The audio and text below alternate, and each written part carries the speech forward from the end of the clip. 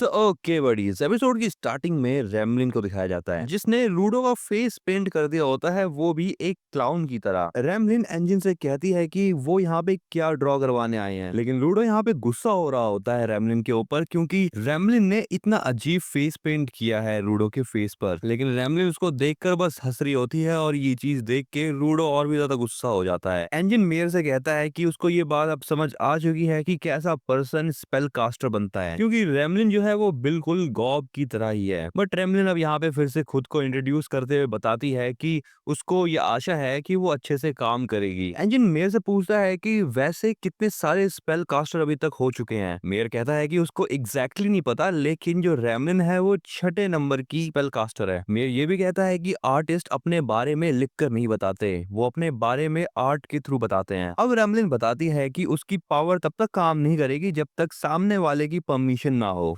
रेमलिन का काम है परमिशन लेके ड्राइंग करना, और शायद यहाँ पर भी वही सेम चीज काम करती है। रेमलिन की बात सुनकर इंजन कहता है कि गॉब भी ऐसे ही काम किया करता था। इंजन मेरे से पूछता है कि क्या जो नए स्पेल कास्टर है उनकी जो एबिलिटीज है क्या वो पुराने स्पेल कास्टर जैसी होती है। मेरे बताता है कि वो बस इतना जानता है कि जितने भी स्पेल कास्टर होते हैं उनकी जो पावर्स है वो बस एक समान होती है और उनमें बस थोड़ा बहुत ही डिफरेंस हो सकता है। ये सुनकर एंजिन कहता है कि सभी लोगों के पावर यूज करने का तरीका, एक्सपीरियंस और आइडिया डिफरेंट होता है, इसीलिए शायद सबकी एबिलिटी डिफरेंट होती है। लेकिन रेमलिन एंजिन की बात काटते हुए कहती है कि जितने भी स्पेल कास्टर होते हैं वो अपने सेंसेस से ड्राइंग करते हैं और मजे लेकर ड्राइंग करते हैं। एंजिन रेमलिन से कहता है कि उसकी पावर सिमिलर है क्योंकि रेमलिन भी अपने से पहले वाले स्पेलकास्टर की तरह ही सोचती है। रेमलिन कहती है कि नहीं, वो एक जैसा नहीं सोचते, उन्हें जो मन करता है वो लोग वो ड्रॉ करते हैं। रेमलिन की बातें सुन के एंजिन थोड़ा सा कंफ्यूज हो जाता है।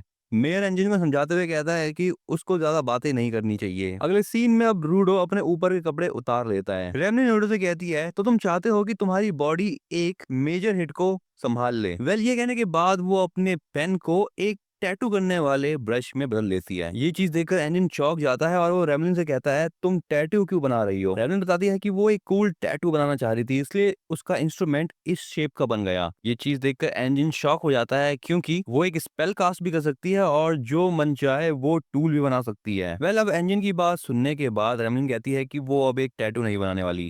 अब रेमलिन का जो वाइटल इंस्ट्रूमेंट है वो एक ब्रश बन जाता है। रेमलिन अपनी ड्राइंग बना लेती है और रूडो अपने कपड़े पहन लेता है। अगले सीन में एंजिन और मेयर चल रहे होते हैं। यहाँ पे वो दोनों बात करते हैं और मेयर कहता है कि रेमलिन अभी थक गई होगी क्योंकि उसने अभी 9 क्लीनर्स के ऊपर ड्रॉ किया। एंजिन रेमलिन से कहता है कि उसने एक बहुत अच्छा काम किया और इसके लिए वो उसको थैंक्स भी कहता है। अगले सीन में ये सभी लोग एंट्रेंस पे पहुंच जाते हैं और एंट्रेंस के बाहर ये दोनों लोग होते हैं जो कि पिछले एपिसोड में दिखे थे। ये लोग मेयर से पूछते हैं कि उसने रेमलिन को स्पेल कास्टर क्यों बना दिया। ये आदमी मेयर से कहता है कि मेयर को उसे स्पेल कास्टर बनाना चाहिए था। मेयर उनके ऊपर गुस्सा करते हुए कहता है कि वो लोग बस फेम के लिए स्पेल कास्टर बनना चाहते हैं और उनका एटीट्यूड बहुत घटिया है। अब मेयर उनके ऊपर चिल्लाते हुए कहता है कि वो दोनों यहाँ से जल्द भाग जाएं। मेयर की इतनी सारी बातें सुनने के बाद ये दोनों भी यहाँ से चले जाते हैं। एंजिन अब अपनी गाड़ी में बैठ कर यहाँ से जा रहा होता है। रूडो रेमलिन से कहता है कि वो यहाँ पे दोबारा आएगा। रेमलिन भी कहती है कि वो भी किसी दिन क्लीनर्स के हेडक्वार्टर के ऊपर ड्रॉ करेगी। अब ये लोग यहाँ से जा रहे होते हैं कि तभी एंजिन रूडो को बताता है कि वो लोग हेडक्वार्टर्स जा रहे हैं उसका फुल फेस लेने, लेकिन उस चीज से पहले क्यों ना रूडो को एक ट्रीट दी जाए। और इसके बाद अगले सीन में एंजिन रूडो को एक कबाड़ खाने में ले आता है। एंजिन रूडो से कहता है कि उसका जो भी मन करे वो यहाँ से वो चीज उठा सकता है। रूडो बिना एंजिन की पूरी बात सुने ही आगे बढ़ जाता है और वो बहुत सारी चीजें छानबीन करने लगता है। इसके बाद अगला सीन होता है क्लीनर्स हेडक्वार्टर का। यहाँ पर जो इनका मार्क्स मेकर होता है उसने रूडो के लिए एक फुल फेस मार्क्स बना दिया होता है। रूडो उसको देखकर सोचता है कि आखिर ये कौन है। एंजिन रूडो को बताता है कि इस आदमी का नाम है अगस्त और ये क्लीनर्स के लिए सामान बनाता है। ये बताता है कि उसने रूडो का फुल फेस तैयार कर दिया है और उसने लगभग अच्छा ही बनाया है वो मार्क्स। आदमी ये भी कहता है कि जब रूडो सो रहा था तभी उसने रूडो के फेस के मेजरमेंट्स ले लिए थे, इसलिए रूडो को वो मार्क्स फिट हो जाना चाहिए। तभी यहाँ पे ईशी आती है और वो कहती है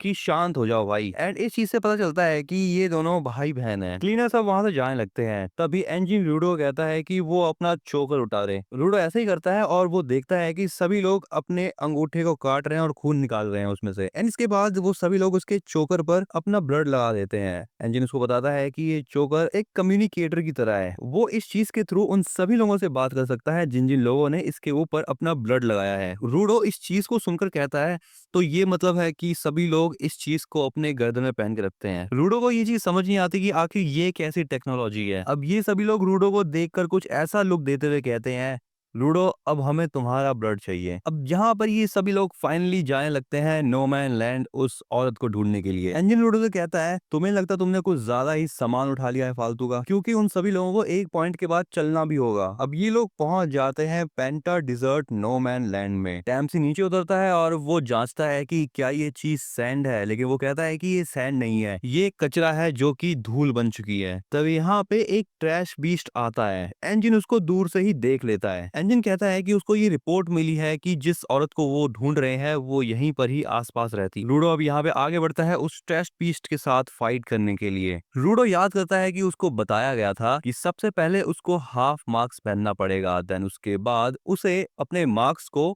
ऑक्सीजन से कनेक्ट करना पड़ेगा और फिर उसे सबसे टॉप का मास्क पहनना पड़ेगा। इस चीज से उसका फुल फेस कंप्लीट हो जाएगा। एंड अब यहाँ पे लूडो के सामने एक ट्रैश बीस्ट होता है उसके ऊपर अटैक करने के लिए। अब अगला सीन होता है इन रेडर्स के बेस का। जैबर अपने बॉस से पूछता है क्या पेंटा डिजर्ट में ही वो है। उनका बॉस कहता है जब तुम वहां जाओगे तो तुम्हें पता चल जाएगा। अगले सीन में टोमे जो है वो उन ट्रैश बीस्ट के ऊपर रिसर्च कर रही होती है। वो लिख रही होती है कि ये ट्रैश बीस्ट कैसे दिखते हैं और उनके अटैक्स करने का क्या पैटर्न है। एंड दूसरी तरफ यहाँ पे ये सभी क्लीनर्स उन ट्रैश बीस्ट से लड़ रहे होते हैं। सबसे पहले रियो को दिखाया जाता है जो कि अपने सीजर से उन ट्रैश बीस्ट से फाइट कर रही होती है। इसके बाद जांगो को दिखाया जाता है जिसके ऊपर ये ट्रैश बीस्ट अटैक कर देता है, लेकिन जांगा अपने ऐसी स्टाफ से उस ट्रैश बीस्ट को खत्म भी कर देता है, वो भी जल्द से जल्द। बट एक ट्रैश बीस्ट के खत्म होने के बाद वो नोटिस करता है कि उसके आसपास बहुत सारे ट्रैश बीस्ट आ जाते हैं। लेकिन तभी जांगा ऊपर देखता है और वो देखता है कि एंजिन अपने अम्ब्रेला से आ रहा है और वो उन सभी ट्रैश बीस्ट को एक ही हिट में खत्म कर देता। बट एंजिन देखता है कि अभी भी एक ट्रैश बीस्ट बच गया है और उस ट्रैश बीस्ट से फाइट करने जाता है रूडो। जहाँ पे रूडो एक कीबोर्ड को वाइड इंस्ट्रूमेंट में कन्वर्ट कर देता है और उसकी मदद से वो उस ट्रैश बीस्ट को खत्म भी करता है। ग्रेस टोमे से कह रहा होता है कि उसको लड़ाई खत्म होने के बाद अपने रिकॉर्ड कीपिंग का काम करना चाहिए। टोमे कहती है कि एक रिकॉर्ड कीपर को बचाना सभी क्लीनर्स का काम है और वो सभी क्लीनर्स के ऊपर भरोसा करती है। दूसरी तरफ यहाँ पे रूडो उस लेडी को देखता है, लेकिन तभी रूडो के पीछे डेलमन आ जाता है। टैम्सी बोलता है कि यहाँ पर इतनी सारी डस्ट उड़ने लग गई कि एक टाइम पर रूडो उनको दिखना ही बंद हो गया था। तभी यहाँ पे एक लड़की आती है और वो इन सब से पूछती है कि क्या वो आमो से मिलने आए हैं। रूडो को लग रहा होता है कि